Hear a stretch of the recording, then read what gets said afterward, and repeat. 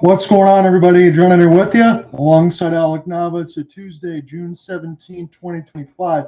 Had to refresh the YouTube feed a couple times. We should be good to go here. For Chris Knobloch squad, it's Connor McDavid, RNH, Corey Perry, Matthias Ekholm, Levin Bouchard, Leon Draisaitl, Vander Kane, Kasperi Kapanen, Darnell Nospek Kulak, and then Enrique, Jeff Skinner, Trent Frederick, Matthias Janmark, Vasily Podkolzin, Connor Brown. Stuart Skinner will be the goaltender of record. And Florida Panthers, head coach by Paul Maurice, there should be no changes. Alexander Barkov, Carter Verhaeghe, Sam Reinhart, Gustav Forsling, Aaron Ekblad, Sam Bennett, Evan Rodriguez, Matthew Tkachuk, Mikkola and Seth Jones, and Tom Lundell, Eetu Luostarinen, Brad Marchand, Tomas Nosek, AJ Greer, Jonah Gadjevich, with Nate Schmidt, Dmitry Kulikov, Sergei Bobrovsky will be the goaltender of record. Alec, we get to do this again. This is the fourth time for me across for the Stanley Cup Finals, but it's the rematch between these two as we've known. We're in Game 6 right now. Florida's got a chance to close it on home ice. Admittedly, last year, they had family and friends come over from the 3-0 series lead, and it didn't work out in those first two games, and they said it's going to be a business trip. Nobody joined. Eventually, they figured it out in Game 7, but you know what? I have to believe this time around, yes, the Oilers are fighting for their lives, but I think Florida will be ready to play on their home ice in a closeout scenario. If you want to know how much time they've led for just north of 200 minutes of this finals. The Oilers have led for just north of 33 minutes in comparison between these two teams, John. The Panthers, they're looking to become the first team eliminating the same opponent in the finals since Montreal over Boston in 77 and 78. Now, we know the Panthers, they are a battle-tested team, and they're mentally tough. The intrigue here is that Edmonton going to Stuart Skinner, logically you think that is the correct decision. Chris Knobloch knows his pedigree in elimination games. 3-1 in last year's finals in such games, 176 GAA, 935 save percentage. Expanded further, 5-2 for Skinner, 910 save percentage, and a 211 GAA. So Knobloch knows what to expect from Skinner in elimination games, but you wonder, can he deliver again? The type of Skinner that they need to see is the Skinner that they got in the previous elimination games, where he was absolutely lights out. There's anything that knows how dangerous the Oilers are with elimination, it's the Panthers. They're 3-2 this year's series quincy games this postseason. Ironically, the same record entering Game 4 of last year's finals. And when we look at the Panthers in the first attempts to close out series this year, their opponents have found ways to stay alive. Tampa, that wasn't the case. But Toronto, Game 6, 2-0 shutout victory. Carolina, Game 4, Eastern Conference Final, 3-0 shutout victory. Granted, the Panthers won both series, but it creates an intrigue as to whether or not the Panthers will be winning at home ice, or if they're going to have to go all the way back. To quote Connor McDavid, take it in. Yeah, they're going to have to. And again, on Paul Maurice's side for the Cats, it's all about playing a 7-game series, drain their energy, hit them, make them have to feel everything, force them into a Game 7 to where they don't have any energy left. That's the main quote on their side. Why are the Cats in this position? Well, Alec talked about it a little bit, but it has a lot to do with the 10-3 mark on the road, a 61-31 goal differential. Yes, they're at home today, but they were able to carry that pace of play. A 39% conversion kill that operates at 87.5 on the road. When you have roughly 126% output, when 100 is considered pretty good, 126 is way above elite. That's past the point of absurdity. A little bit of a reset from Game 5. Marchand scores twice off the tie from center ice for Lundell. And then he gets a chip from Luostarinen and destroys Walman after a beautiful lift. He ties up the stick, scores 5-hole. It's one of the best goals you're ever going to see, not only in this Stanley Cup Finals, but it's going to be etched in history. It was a 2-0 lead after one for the Cats. Bennett at his 15th after Tkachuk's shot was initially blocked. Reinhart and Luostarinen also added a goal. McDavid got his first of the Stanley Cup Finals. Pickard took the loss as he stopped 14 of 18. Bobrovsky only had to stop 19 of 21. But as Alec and I mentioned, calling through that Game 5, we can't stress enough that there was a 20 to 25-minute segment in which there was construction barrels all over the ice. Edmonton had to chip the puck in. They really didn't have anywhere to go. You had that 1-3-1 to perfection. There was no space on the blue line, and they had to dictate whatever that they wanted to do. Now, Corey Perry, admittedly, in this game on the start, need a quick start, and they have to dictate the pace if they're going to win this Game 6 and 7, and I got to believe he's absolutely right.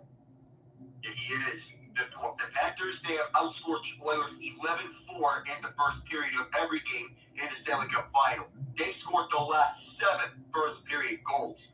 But Paul Maurice said that scoring first doesn't guarantee everything. They're 10-8 in series clinching games under him in his tenure with the Panthers. But their experience in these situations is going to be an asset for them. Meanwhile, if you're Edmonton, you want to think about the great playoff moments that are ingrained in history. You think of the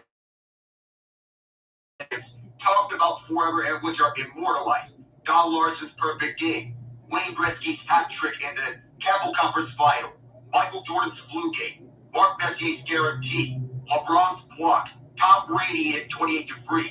McDavid's had many incredible individual performances in his career. You think back to games 4 and 5 of last year's finals. Game 5 was a classic, as he scored twice and added 2 assists in that highlight reel play. But we have yet to see him have a statement performance on a way to a championship. You want to know the last time that team was able to overcome a 3-2 series deficit in the final while winning Game 6 on the road and then Game 7 at home? Look back to 21 years ago with that year's Tampa Bay Lightning in 2004. Let me ask you this, because you said it beautifully alongside for Edmonton, and they're going to need something storybook. For Florida, they just continue to play the way that they usually do, and that's enough. But I threw this question out there on YouTube. I said, what gives the Oilers the best chance to fight off elimination tonight and force a Game 7? Here's some options. A quick start in the first period. Skinner steals a game.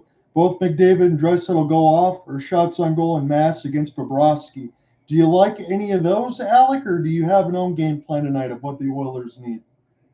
Why not all of the above? Yeah, really. And again, it's one of those situations for Chris Knobloch. When you look at it now between Cal Pickard, you're going back to Stuart Skinner. And Alec and I is going to believe that that's the right decision. He said the same thing in Game 5. Well, really, you have 2 goaltenders in the mix for the Oilers, Alec, that are struggling even in a 900 save percentage. And you said it a couple of games ago in our post-game side of it. It seems this way as the series has gone along that the Oilers are lucky to even win 2 games. With the 2 overtime games, the ways they did so were in comeback fashion. They had to be lucky to even won 2 games by this point because they were a step behind. Adjust the tactics here. We imagine that he does. Evander Kane in Game 5, we know that he is thinking of in several undisciplined penalties, but he felt lost. Him to go back onto where he's most comfortable, on the second line next to Draisaitl and Kapanen. Kapanen didn't even play in Game 5 because he was a healthy scratch. And you got to think of the decision-making behind the process because Victor Arvidsson played in, I don't know what the decision-making was, but Arvidsson has struggled in this finals. Kapanen, on the other hand, he's thrived on the second line next to Draisaitl. So you want to go what's worked best in this postseason. And for Nava, I feel he's sticking with his best lines. Put Perry up at the top line, and even though a 40 years old is not an ideal position because you're asking a lot from a 40-year-old, but he's your best net from presence out of anyone that's remaining, with Zach Hyman out for the year. We've talked about the adjustments at length that the Florida Panthers have made throughout this. 2 games were legendary in this series, and it kind of makes you wonder, Paul Maurice is going to make his adjustments on the other side too, but I think Chris Knobloch overcorrected a little bit too much. And if we look at Game 3 in a vacuum, as we did when it was 6-1, and the demolishing, the fights all over the place, that was one of those that Edmonton tries to push Florida around, didn't really work out all too well, and now it's kind of gone back to the hockey. We haven't seen a ton of fisticuffs, ton of pushing, but really, Edmonton needs to dig back into when it worked in Games 1 and 2 because that's their best chance of even winning this game tonight, let alone winning a series. Shots on goal and mass.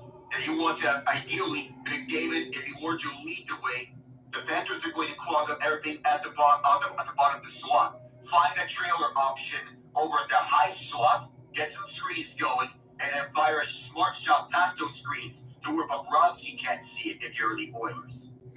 So the way I'll get a chance to lead off here. I'll give Alec the second part of the third look to close, and then if it goes to OT, we'll continue to switch off as we usually do. I know Indiana and OKC, I know I mentioned in passing that I might be able to join in the previous games. I'm pretty sure when it gets to the next game for Game 6 that I will be on call there with Alec, because that's on a Thursday, I believe. Friday I'll be a little bit busy, but I'm not going to miss the puck drop for Game 7 should we need it. So that will be the next situation for the Stanley Cup Finals. Edmonton's going to try to force a Game 7, which will be on Friday. Again, we'll be on air about 8:10 Eastern per usual, but the NBA Finals will be set for Thursday. So we've gone through the anthems here, and now it's time to see one more for the Florida Panthers. Good to see Roberto Luongo there. He's part of the staff then alongside the Florida Panthers and Bill Zito and everyone else. He gets a chance to bang the drum, and everybody's going to get pumped up here. As I said before in this open, Florida went to this last year being up 3-0. On the other side, not being able to close out the games, feeling the nerves and all of that. I'm expecting them to have a much better effort, alongside with the Oilers and Connor McDavid and Leon Draisaitl. This one should be pretty electric today. It should. And you remember last year, Luongo was the one banging it drum into their cup-clinching victory in Game 7. The Panthers are trying for a similar stroke of luck this time around with who was banging it drum. It's a nice touch to it. Though I don't know how he feels if Marchand were to lift another cup. Can Marchand actually go bang the drum and then run back on the ice? He's pretty much doing everything. You're not wrong there, John. And between him and Sam Bennett, if it ends today, we'll see who wins the MVP for the Conn Smythe. We're underway now off the tie-up at Amerant Bank Arena. Florida Panthers one win away from doing it again, just like their other rival across Florida, Tampa Bay Lightning. We get an offsides 10 seconds in. So far, the Lightning and the Penguins are the first two teams to win back-to-back Stanley Cups in the salary cap era. Of course, the Panthers, they are trying to become the third team to do exactly that.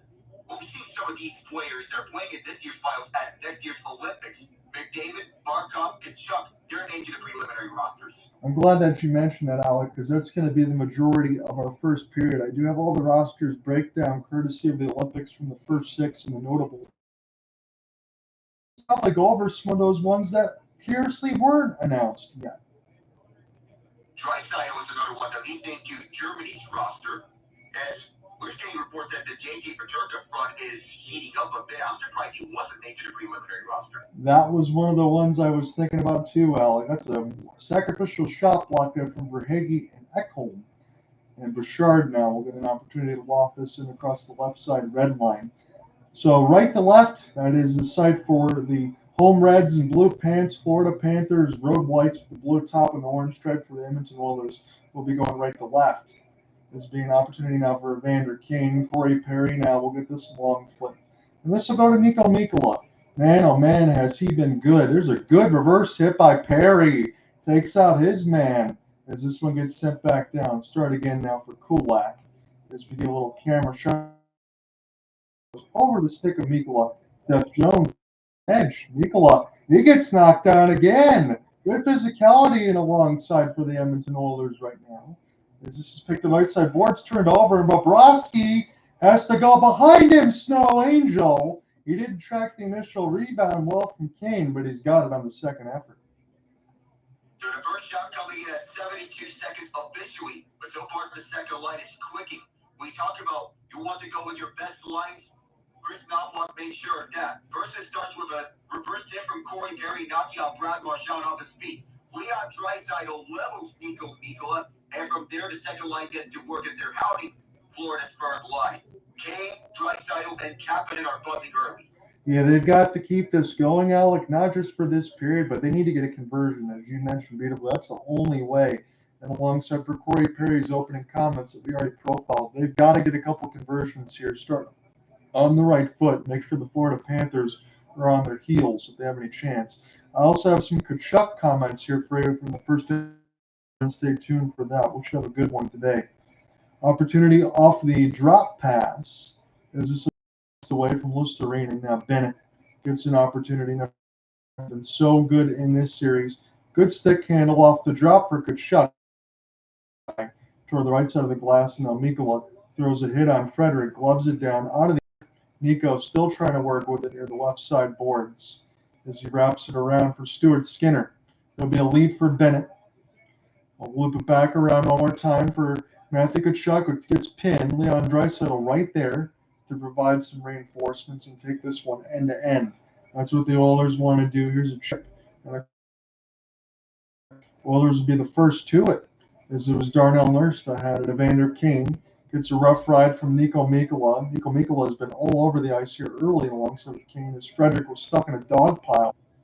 So I've had to reload the YouTube side one more time, and this actually muted me. Again, I have everything on my end, so when it gets uploaded to Spotify, we didn't miss any of those. But I apologize to Al for about 4 minutes. I'm continuing to monitor this across the YouTube side in case it shadows out.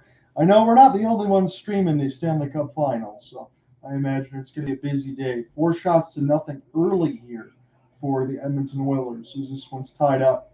Now Tkachuk try to get this out. Reverse hit knocks him down, as this will be settled back down across the left side blue line. Here's an opportunity now for Evan Rodriguez, who rims this around for Matthew Tkachuk. Flip back here for Kulak, and a good reverse hit for Bennett, as this goes to the left side red line, and Darnell Nurse.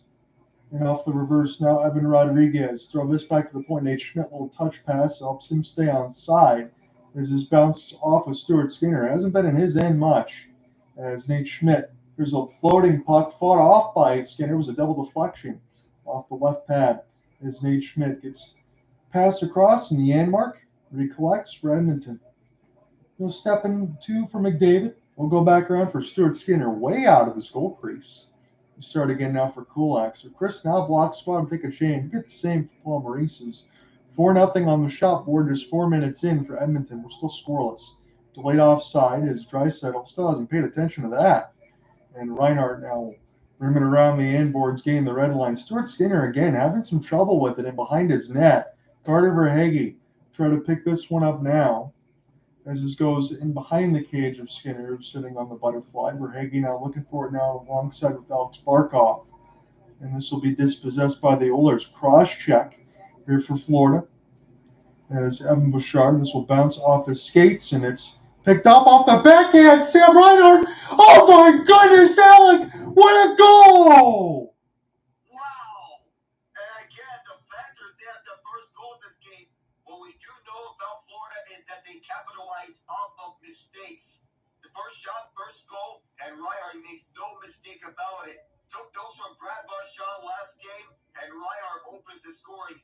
He scored the cup-clinching goal last year. He wants to make sure the Panthers win another one.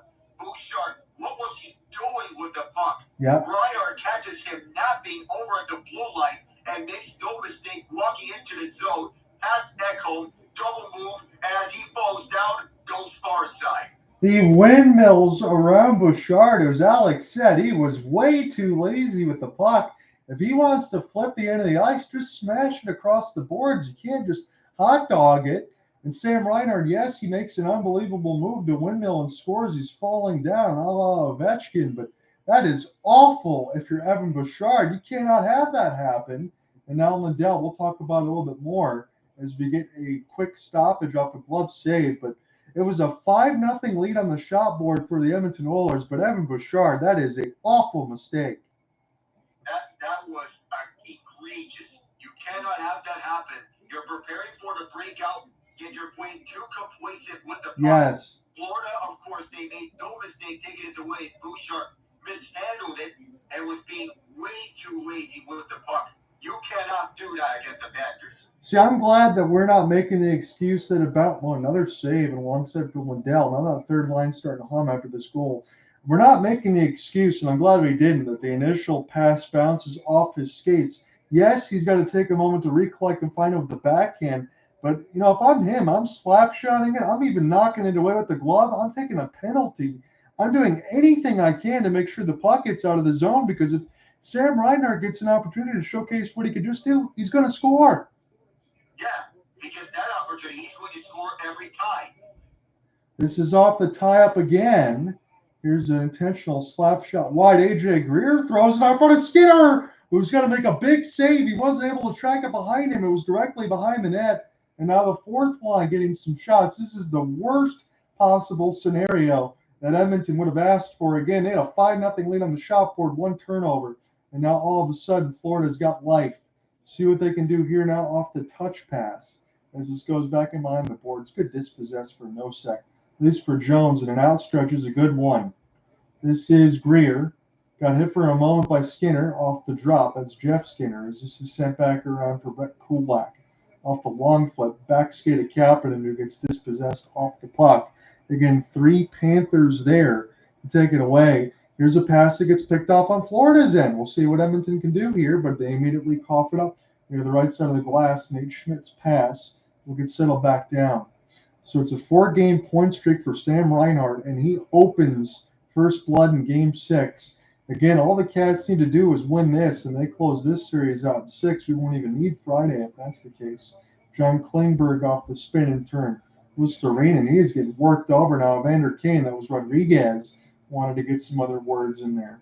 Kulikov tries to finish his hit alongside Nate Schmidt, who gets pinned against the glass cap and bumped again. He's making bumper cars here as this is Kulikov off the stick lift. RNH was holding his stick. No call. We'll go the other way. The latest goal scorer in Reinhart trying to work around the defense. Barkov toward the right side red line. Reinhart throws his elbow in as this will be flipped back down. Nice keep in by Verhaeghe. Right at the line off the drop pass. Don't know if he's going to be able to find Barkov. Another cross check. Kulikov lets it go. This one gets blocked. That was Ekblad. And alongside for Forsling. Start again. Reinhart. Now for Barkov. Reinhart. This one goes just wide to the right side glass. Little overski. And that's going to allow Edmonton to go ahead and pick up the puck. A chip and chase. Bobrovsky sees it. Comes way out of the goal crease to go ahead and make a play and across the end boards for the left side red line. Cats have the puck. Barkov trying to get out of his own end. Good dispossess and flip across ends. This will be sent back down. Iced against the Cats, but that's okay. 12:42 left to go in the first. They're feeling good after that first goal. They have all the energy ever since Reinhart scored the opening goal of this game. That's the 8th straight first period goal in which the Panthers have scored this series. And we look at the preliminary Olympic rosters, we didn't mention one other player. That is Sam Reinhart, who was the second Canadian to be named to the Olympic roster among these two teams. Of course, we know about the McKinnons and the Crosbys and Makars of the world. And you said it, alongside with the Edmonton Oilers and the Florida Panthers. A lot of these guys we've seen in 4 Nations. A lot of them we'll see in the Olympics. You kind of think of it the same way. Other names that haven't been announced yet, we know we're going to see them too, as Bobrovsky will hold with 12:23 left to go in the opening frame. As we head into our first break of this game, we wonder if Bill Guerin is going to get Jason Robertson to Team USA, because that was the most notable snub from the 4 Nations face-off, that he chose Chris Kreider over Jason Robertson. Granted, Kreider's no slouch, but ideally, you want to have a bigger name player here. We get that Kreider is a net from presence that can chime in shorthanded, but you would rather have Robertson in this scenario, wouldn't you?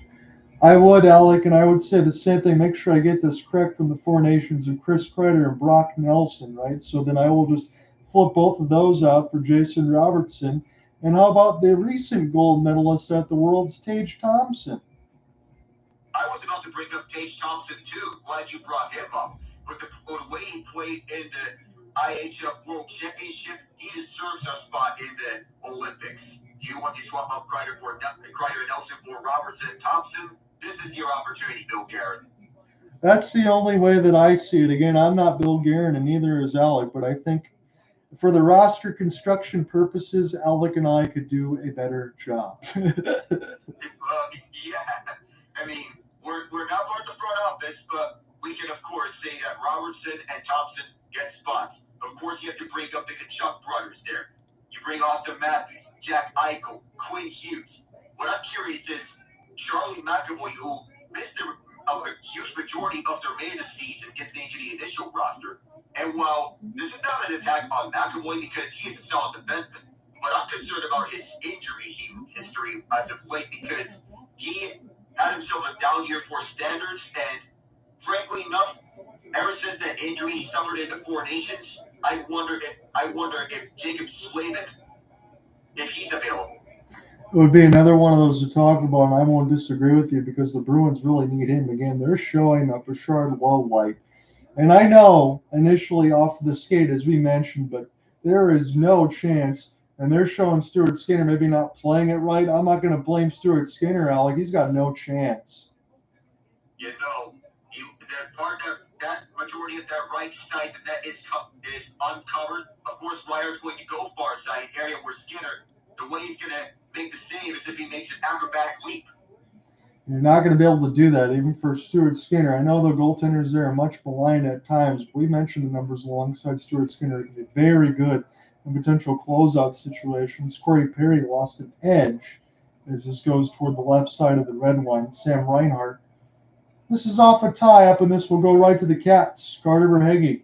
Just a backhand shovel safely across the red line. Skinner will stop this one with the stick handle. He's had some tough times in this game, I'll say in particular, playing the puck in behind the net, and the Florida forecheck has been unrelenting as Verhaeghe steals again. Now, what do they want to do? Here's a long shot that bounces off the inboards. Kulak trying to find it. Marchand getting stick position. Will just loft it. It's going to go back to Mikkola, though, but Mikkola coughs it right up, right in across the Cats logo, but Marchand is there. Chips it near the players' bench, and now Luostarinen got all held up, and will be flipped back around now for the defense. Have to start this one again. I believe that is Klingberg turning on the burners. Is this one sent back around for Bobrovsky? Bobrovsky has this one bounced off of Adam Henrique and Janmark. This will be just kept in across the blue line side, shot wide away from the zebra. Nate Schmidt's going to need some help. Uses off arm, brush away the contact, and a good diving play for Tkachuk, and then he sweeps it away. My goodness, what an effort. As this goes back around the right side, Tkachuk will allude to let the hit go, and this will be sent back down. It will be ice, but Matthew Tkachuk, ladies and gentlemen, that's all world defense. If this is a preview of what we're going to get in the Olympics next year, Matthew Tkachuk just delivered an appetizer for what is about to be seen for Team USA. They're going to like this here over at the Miami Beaches. And the Panthers, we just got a glimpse of it, but they're 10-0 in series Quincy games when they score first. And you mentioned it alongside Matthew and Brady that they love playing for Team USA. They tell you what type of joy it is and what the responsibility is. They understand the assignment, and that is why they're one of the ones that are first named. We saw what happened with them in the Four Nations. It was awesome to watch them play together. This is sent back in behind the inboards. We get an aerial shot of Bobrovsky, Luostarinen, all tied up again for RNH. You know, he's battling a little bit of an injury. Same thing with Matthew Tkachuk and a lot of other people on the ice. John Klingberg intentionally wide in amongst the inboards. This will go back to Klingberg. Send this one D to D. And this will be fought off for Bobrovsky from Walman's chance. Finally gets him pushing and shoving now. Evander Kane wants to take on everybody. He didn't win that assignment as he fell down in behind the net. And now Luostarinen's got a hold of Kapanen. Kapanen's not letting go of Tkachuk. That's just the way that it's going with 10-15 left in the first. Every game, this is a team that Evander Kane wants to be the villain at Miami and Fort Lauderdale because it feels that way. He's going after everybody. We know that he wants to present himself as a menace on the ice.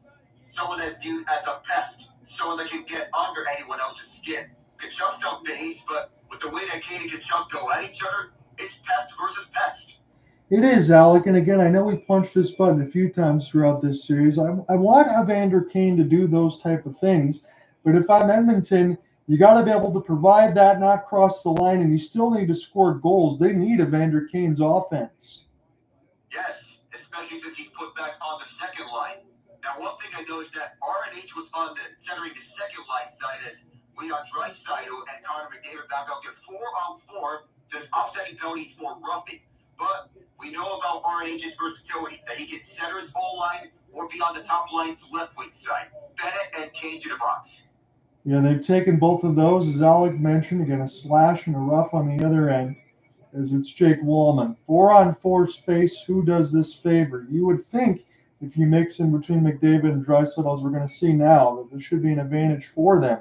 McDavid off a power move, but he's got 3 Panthers right in his face. That's been the story of this series. This will be a drop now for Evan Bouchard. Leon Draisaitl. Bouchard with a clapper. Good save. Bobrovsky fights it off with the left pad. That was a wide open slot slapper as this goes back down with 1:20 left to go on the 4-on-4. 9:35 left in the first. Running with you alongside Alec Nava.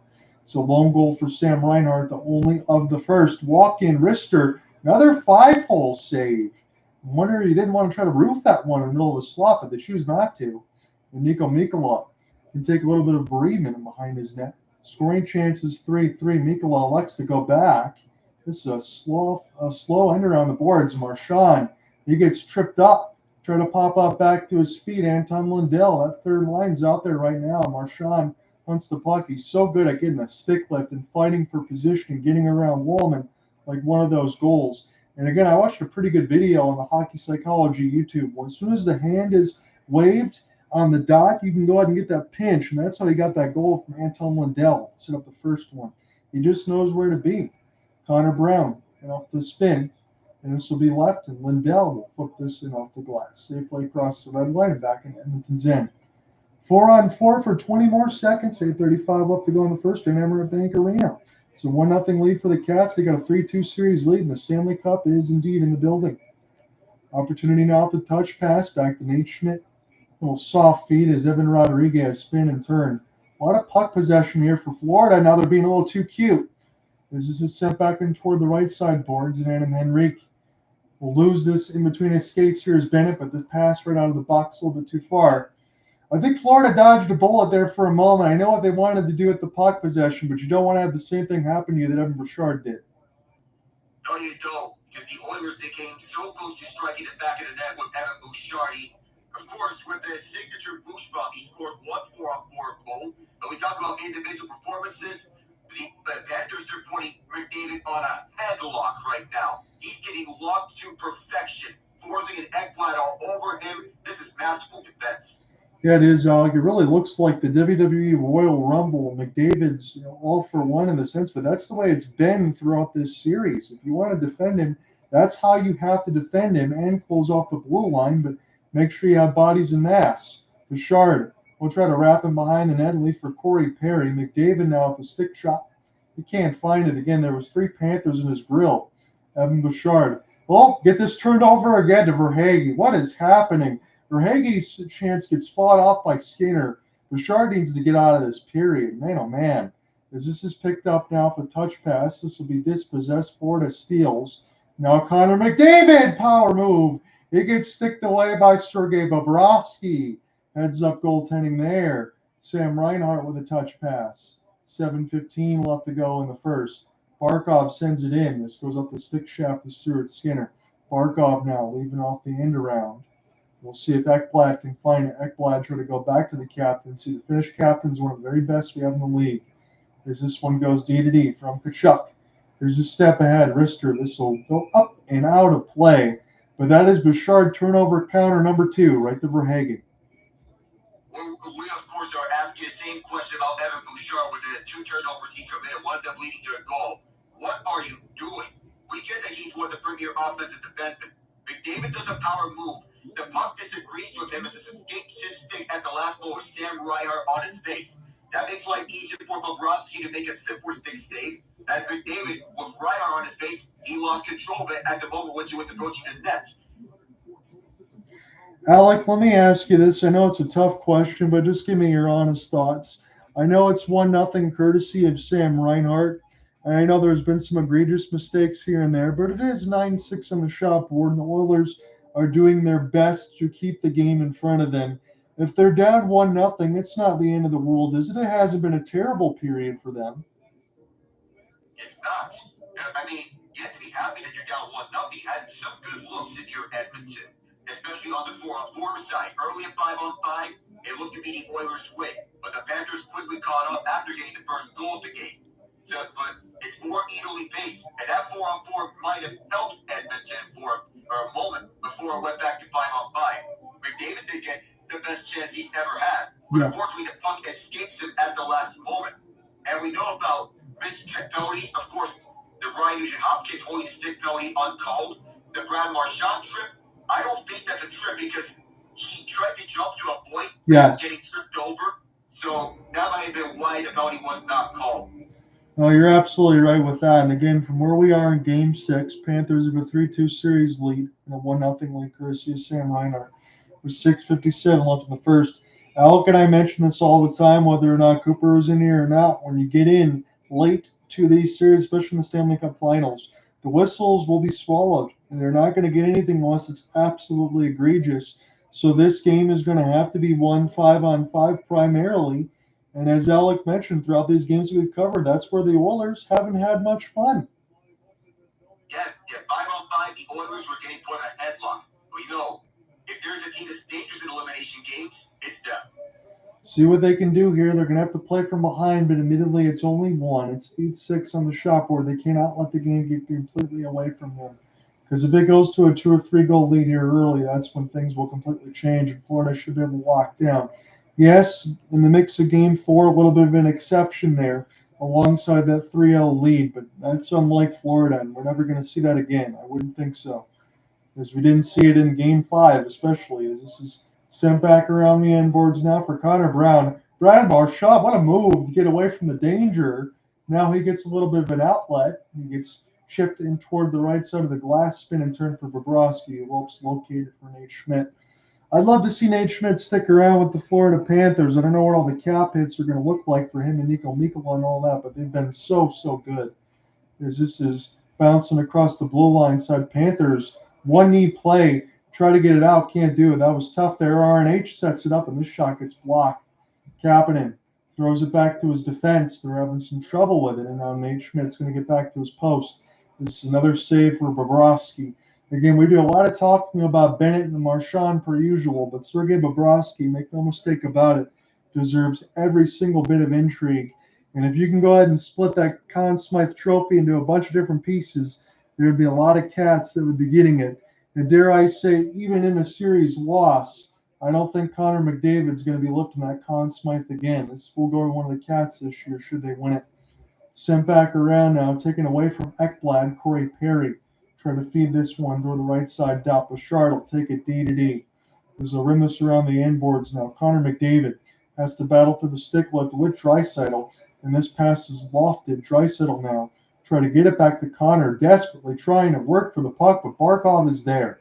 Carter Verhaeghe takes this off the left side red line, and Stuart Skinner slow it down off the inboard. Skinner's pass will be lofted to the right side dot. The Cats are there again. Alec the steal right in off the inboards where Skinner wants to play the puck. Turn, big save with the left pad. Tkachuk gets his shot blocked as this one bounces up the air. It bounces away from Verhaeghe, and now Tkachuk finishes his hit. This is a pass across. Oh, man, Sam Bennett should have shot that one. It could have been 2-0 as it's sent the other way now as we race back off the bounce pass. Spot off by Bobrovsky with the glove hand. That was excellent work for Tkachuk. He's had a great game so far. Kulak now just holds the blue line. Had to skate backwards. The 1T goes way wide from Jeff Skinner. And now this will be flipped into the players' bench. We get a stoppage at 4:07, but Tkachuk has had his fingerprints on this game. This is one of Tkachuk's better games that he's played in the finals. We haven't seen a lot of him on the score sheet. We saw him twice on the power play. Sam Bennett with a big steal. Yeah, I thought that Bennett shot that, but Stuart Skinner with a tremendous save to keep this one alive. Skinner's doing a lot to keep the Oilers afloat. And Edmonton, of course, they're having the desperation factor matched by Florida's this factor of matching the Oilers' desperation. We know the Oilers' desperation is going to come naturally with the fact that they're facing elimination for the first time in the playoffs, as they were 5-1 in elimination games last year. And this year, as we're looking at the Oilers in elimination for the first time, the Panthers, they're matching that every turn. Yeah, they are. And you talked about desperation. It was a good opportunity for me to bring in the quote. And I saw this because Matthew Tkachuk was asked from the media about the desperation of McDavid and Draisaitl and how do you handle it. He goes the same way we always handle it. We're a desperate squad too. We're trying to get back-to-back cups. And if you're Florida, of course, you're up 1-0. But if you're leading 1-0 after one, then the intuition may say that might not be enough. You have to get at least 2 goals here in this first period in order to truly put the Oilers in a hole. Because a 1-goal lead, you're giving the Oilers any semblance of life in later down the game. Yeah, you said it, Alec. I've mentioned it. Cooper's mentioned it before. I mean, if it's a 1-goal lead, it's essentially even if you're playing against a team like the Oilers. And I believe that statement all the way up until Game 6 now. Between Games 5 and 6, I'm not saying the Oilers are running out of gas like some of the other media members are saying. What I'm saying, Alec, is we're seeing the adjustments in real time for the Florida Panthers. We're seeing what happens when you throw the body a bunch of times, sap away some of that energy, and make the defensive adjustments. That's what I'm seeing from the Florida Panthers most as this series goes along. And they're unfazed by that blown 3-0 lead. Matthew Tkachuk being everywhere on the ice. And, of course, you mentioned that the Bennett shot that I mentioned previously, that was from earlier in this game. Of course, Bennett should have shot that one just to make it 2-0. That's what I thought it would have been. 15 goals in the postseason. You don't want to second guess that. He's had the hot hand, and that's the understatement. As Bennett now will lurk. Here's a chip pass toward the left side blue line. Frederick, he takes a hit. He bounces right off of it. This will go to Kulak. Kulak now trying to keep his head up. 3-game point streak for Matthew Tkachuk. 2 goals, 3 assists. He mentioned this is the best that he's felt. We'll get some more of those expanded comments in the first alongside the Olympic first 6 and other notables. This should be a good, fun intermission. This will be chipped back down. Rolling vulcanized rubber. 3:25 left to go in this first. I'm a little bit jealous that it's going so quickly because I don't want our time in the Stanley Cup Finals to end, but I know we've had a lot of fun with it. It's been a privilege covering this with you. As it's sent back around now for Brad Marchand. Cross-ice feed bounces off of the right pad of Stuart Skinner, and this will be gloved back down for Dmitry Kulikov. Rolling puck. Florida couldn't play it because it was a hand pass. They do now. Marchand touches, we get a whistle, 3:06. Kulikov tried to glove it down to himself, but he stumbled a bit and going backwards. Brad Marchand is having the time of his life at 37 years old. Started the year in Boston, got traded to Florida. This was the only place he wanted to play for after the contract dilemmas. I thought this thing bounced off the stick of Ryan Nugent-Hopkins, and then it bounced off the skate of Jake Walman right in front. But it was a pinball sequence for the Oilers in blocking Marchand's cross-ice pass. Yes, it was, Alec. Thank you for that. You call Pinball Wizard. I know I'm making a joke here, but are we sure we don't want to check Brad Marchand's birth certificate? Is this one saved? And off the backhand, a one-timer goes way wide, but he's been playing so good. This might be the best hockey he's ever played, and he's already got a Stanley Cup at the Boston Bruins. Some of the moves I've seen him make, canceling out the time and space, and just bringing that moxie. That's everything else the Cats are already about, and then you add that. And they didn't give up much to go ahead and get him in alongside, so the Panthers are feeling pretty good. This will be chipped in. I have to imagine Brad Marchand's going to retire as a Cat. I don't think he's done after this year. He's going to want more. And the Panthers could get more. They still have a predominantly young team, as it's 2:20 left to go in the first. And, of course, even at 38 years old, all he had to give up was a second-round pick that turned into a first-round pick. So Florida has to be feeling pretty good. And the Boston Bruins, they have to be sick to their stomach that they only got a first-round pick in return. Well, it could be a future asset. We don't know how the pick is going to be later down on the road. And to see who that first-round pick is, whoever's that first-round pick, I got to wonder wherever he's playing in high school. Yeah, that's true, Alec. And I'll mention this. For a first-round pick for a chance at the Stanley Cup, I think we could say it honestly. If Brad Marchand isn't on this team, Florida probably isn't even in this position. Yeah, no. If he isn't there, and if we don't see the LTIR move of Matthew Tkachuk, we won't see the Panthers in the Stanley Cup final. You could say the same thing alongside Zeph Jones. I know he hasn't had the elongated impact that Brad Marchand has had of late, but Zeph Jones has been very good. And Florida did an excellent job with the cap situation to replace everything. Here's a chance. Lundell have to fight off the puck there as that Kulak off the spin and turn. Oilers are just being subjugated in their own end with this constant forecheck from the Cats. We've seen it a lot in Game 5. It's really bubbling in Game 6. Mikkola, he keeps it in. This one, I'm not even sure how he did that. This is a long reach. Sent back around for Luostarinen. Back at the left side point. Seth Jones keeping his head up. Looking for a cross-ice feed. Back door from Marchand. I thought he would have scored. He couldn't get a stick on it. Now Marchand. And up the backhand. Such a good pass. Find an entry. Lundell walks in, shoots. And this one, it's the left side of the boards. Panthers really cooking now. Ekblad. And off the tie-up for Higgy. Now Evan Rodriguez trying to get out. Lundell right there on the back check. Couldn't take the line change just yet. Take it away from Bouchard. He's had a rough first period. Luostarinen waits for space. Off the drop. Barkov! Scarlets! Tkachuk scores! We mentioned it. You have to score at least 2 to truly put the Tkachuk, we speak of some of the greatest teams ever assembled. The Panthers, they have an opportunity to create one of the greatest teams ever assembled between this, the Tampa Bay Lightning, the Pittsburgh Penguins. You think of the Red Wings, the Avalanche of years past, the Devils, and that regard. This is truly a special team. Plain and simple. A feed right up to the high slash Tkachuk. He roofs it by Stewart's Beautiful. Luke Serena with the right idea, and Bouchard with a third giveaway of this first period. Of course, saying that this is a rough first period for Bouchard is an understatement. As Tkachuk, he roofed it through the screen set by Lundell. What a goal. That was disgusting, Elliot, because, okay, you got Bouchard at the turnover there. Lundell couldn't take his change.